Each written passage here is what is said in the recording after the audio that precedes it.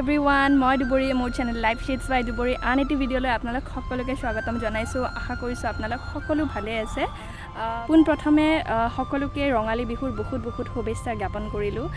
আশা কৰিছোঁ আপোনালোকৰ অসমীয়া নৱবৰ্ষটো ভালদৰে অতিবাহিত হ'ব, ভালদৰে পজিটিভ থিংকিং লৈ দিনবোৰ ষ্টাৰ্ট কৰিব।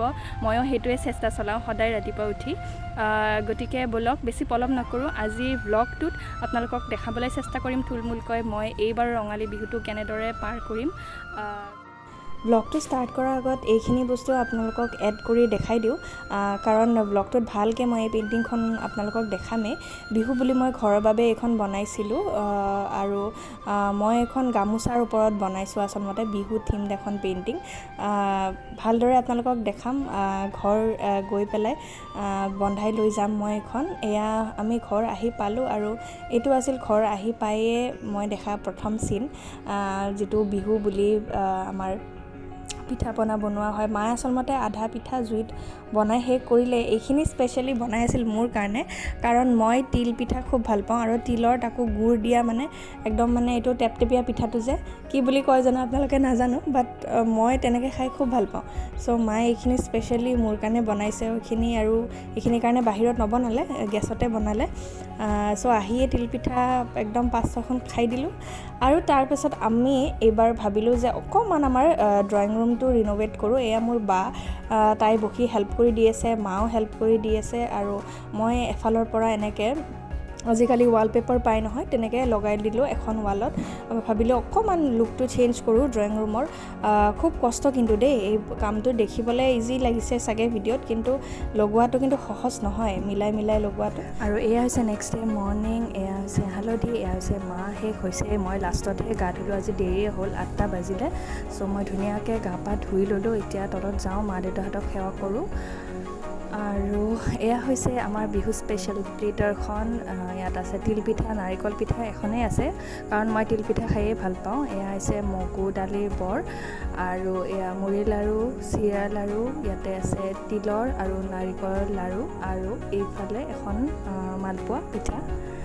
আৰু এয়া চাওক, আমাৰ বাৰ ড্ৰয়িং ৰুম সজোৱা হোৱাই নাই, তাই এতিয়া নতুন কুশ্যন কাভাৰ লগাই আছে। আৰু এইফালে কালি কৰা আমাৰ ৱালখন অকণমান বেলেগ লাগিছে ফ্ৰণ্ট কেমেৰাত, বাট এইটো হৈছে ফাইনেল লুক। কেনেকুৱা লাগিছে জনাব।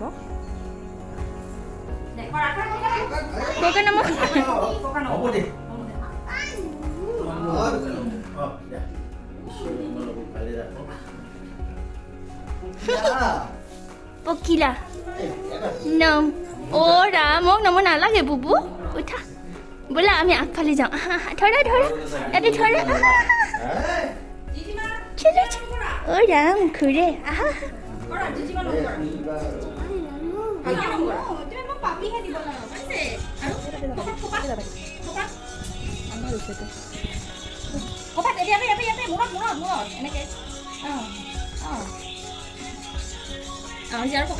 কঁকালত ধৰা এনেকে উৰিয়ে যায়। নুঘূৰিবা আৰু হৈছে এইটো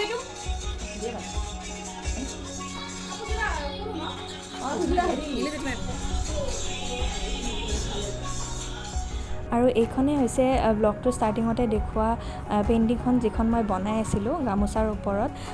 ধুনীয়াকৈ মায়ে বৈ থোৱা কাপোৰ এযোৰ পিন্ধি আমাৰ পিছফালে ভাবিলোঁ গ্ৰীনাৰীৰ মাজত ভিডিঅ' ফটো কেইটামান উঠি লওঁ পেইণ্টিংখনৰ লগত। চ' হ'পফুলি আপোনালোকে পেইণ্টিংখন ভাল পাব, কেনেকুৱা দেখিছে জনাব। আৰু এনেকুৱা পেইণ্টিং যদি কোনোবাই বনাব খোজে তেতিয়াহ'লে মোক কণ্টেক্ট কৰিব পাৰে, মই আপোনালোকে যেনেকৈ বিচাৰে মই বনাই দিবলৈ চেষ্টা কৰিম। আৰু এইখন এখন ৱাল হেঙিং বনাইছিলোঁ জাপি লগাই পেলাই, তেনেকৈ মিৰৰ দি পেলাই। এনেকুৱাও কিবা বনাব খুজিলে মোক কণ্টেক্ট কৰিব পাৰে আপোনালোকে। লৈ লৈছা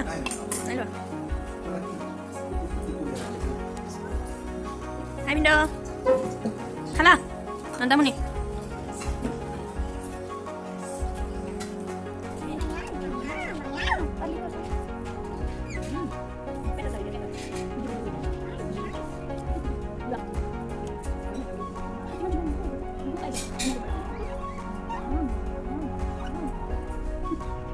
ইটো সিটো কৰিয়ে আলফুলৰ লগত দিনটো কেনেদৰে পাৰ হৈ গ'ল গমেই নাপালোঁ। এয়া হৈছে ইভিনিঙৰ চিন। তুমি কি ৰান্ধিছা কৈ দিয়া আজি? মাছ আঞ্জা জালেবি আৰু শাক ভাজা আৰু ভেন্দি ভাজা ওকে মই এতিয়া বনাই আছোঁ চিকেন এইটো মায়ে নৰ্মেলকৈ আৰু মেৰিনেট কৰি থৈ দিছে আৰু মই এতিয়া বনাই আছোঁ বেছি নহয় মাছ মাংস তাৰপিছত ভেন্দি ভাজি শাক ভাজি জালৰ আঞ্জা যিটো আমাৰ স্পেচিয়েল হয় বহাগ বিহুৰ দিনাখন বাছ বেছি কৰিলে খাব নোৱাৰি আৰু আজি সাংঘাতিক গৰম গতিকে এইখিনিয়ে বনাই আছোঁ দেখিছেনে ধুনীয়াকৈ মছলাখিনি ফ্ৰাই হৈছে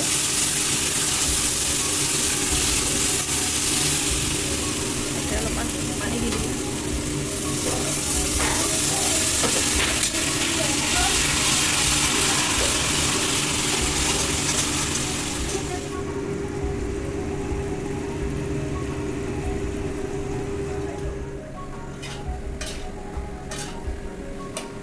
মোৰ ভাত হ'বই আৰু মাংসখন হ'বই দিনত যিহেতু আমি ভাত নাই খোৱা দৈ চিৰাহে খাইছোঁ গতিকে সোনকালে অলপমান ভাতৰ আয়োজন কৰা হ'ল একদম চিম্পলকৈ এইবাৰ ৰাখিছোঁ বহুত বেছি আইটেম নাই কৰা এয়া শাক ভাজিটো বহুত কেইবিধ শাক মিলাই বনোৱা হৈছে তাৰপাছত ভেন্দি ভাজি এয়া মই বনোৱা মাংস আৰু এইটো জালৰ আঞ্জা মাছেৰে গতিকে এইখিনি আমি খাই বৈ লওঁ তাৰপাছত আজি ভিডিঅ'টো এইখিনিতে এণ্ড কৰিম মই আপোনালোকক কালি কিছু ক্লিপ দেখাবলৈ চেষ্টা কৰিম কালি আচলতে আমাৰ ঘৰত এটা অকেজনেই আছে ডাঙৰকৈ আয়োজন কৰা হৈছে আচলতে নাম প্ৰসংগৰ চ' তাৰেও কিছুমান ক্লিপছ মই আপোনালোকৰ লগত শ্বেয়াৰ কৰি দিম এই ভিডিঅ'টোত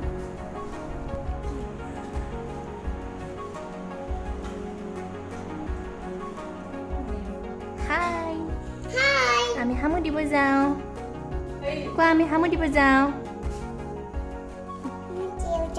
Good night, everyone.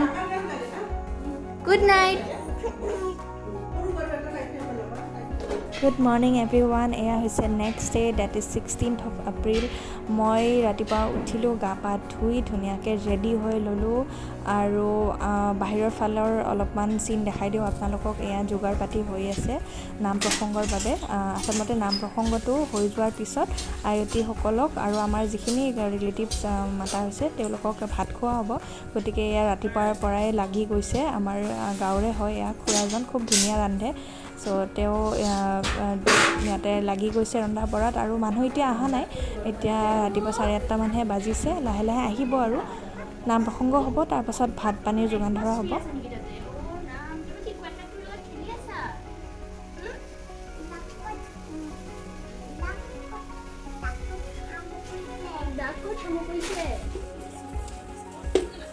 এয়া সৰুবা মই আৰু আমাৰ গাঁৱৰে জেঠী মিলি পেলাই আমি একেলগে চাহৰ যোগাৰখিনি কৰিছোঁ আৰু প্ৰথমতে এতিয়া আয়তীখিনি অহা ষ্টাৰ্ট হৈছে চ' আগতে চাহখিনি দি ল'ম তাৰপাছত নাম প্ৰসংগত বহি যাব গতিকে চবফালে চলি আছে সকলোবোৰ ব্যস্ত ইফাল দৌৰিছোঁ সিফাল দৌৰিছোঁ তাৰ মাজত যিমানখিনি পাৰিছোঁ আপোনালোকৰ ভিডিঅ' দেখাবলৈ চেষ্টা কৰিছোঁ হাই বাৰু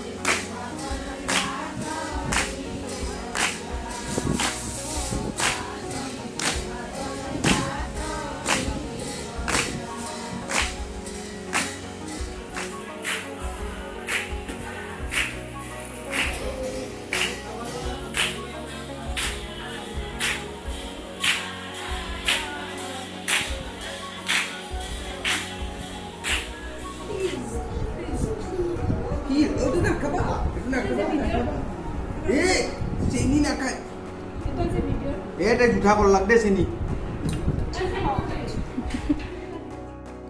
নাম প্ৰসংগ শেষ হ'ল আমি সেৱা লৈ পেলাই এয়া প্ৰসাদ খাইছোঁ আৰু আড্ডা দিছোঁ এনেকৈ অকেজনবোৰতহে আচলতে লগ পোৱা যায় আজিকালিতো চবৰে ব্যস্ততা একেলগে লগ হোৱাই নাযায় আৰু আনফালে আয়তীসকলক এতিয়া ভাতৰ যোগান ধৰা হ'ব গতিকে এইবোৰ ৰেডি কৰি আছে আৰু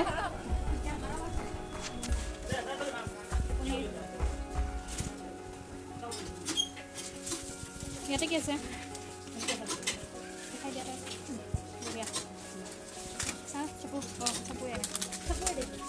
মোৰ বেষ্ট ফ্ৰেণ্ডজনীৰ নামটো আহি গৈছে মোৰ সৰুৰ পৰাই এনেকুৱা ধৰণৰ কিবা অকেজন হ'লে ঘৰত মই খুব ভাল পাওঁ মানে নাম প্ৰসংগই হওক বা যিকোনো অকেজন য'ত একেলগে মানুহবিলাক বহি আমি একজোট হৈ লগ পাওঁ কথা পাতিব পাৰোঁ ভাত এসাঁজ খোৱা হয় য'ত মই চাৰ্ভ কৰিব পাৰোঁ খুব ভাল লাগে চ' এইবাৰো ভালে ভালে হৈ গ'ল কাজটো সকলোৱে মিলি ভাত এসাঁজ খালোঁ আৰু আচলতে লগ হোৱা যায় এনেইতো জেনেৰেলি আজিকালি মানুহবোৰ একজোট হোৱা নাযায়ে তেনেকৈ সকলোৰে জীৱনবোৰত ব্যস্ততা হয়নে চ' এনেকুৱা কিছুমান অকেজনতে লগ পোৱা যায় আৰু এইবাৰ এইটো বিহু টাইমত হ'ল যিহেতু আৰু বিশেষ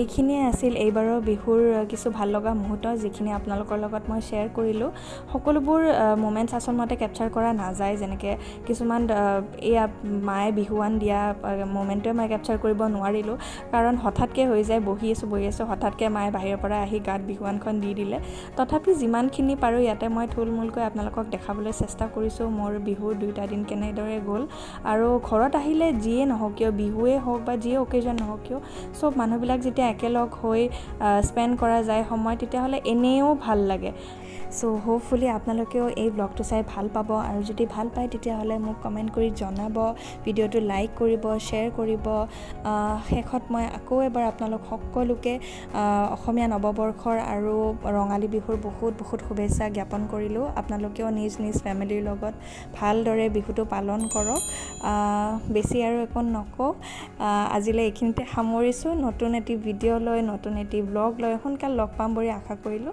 টিল দেন Bye-bye.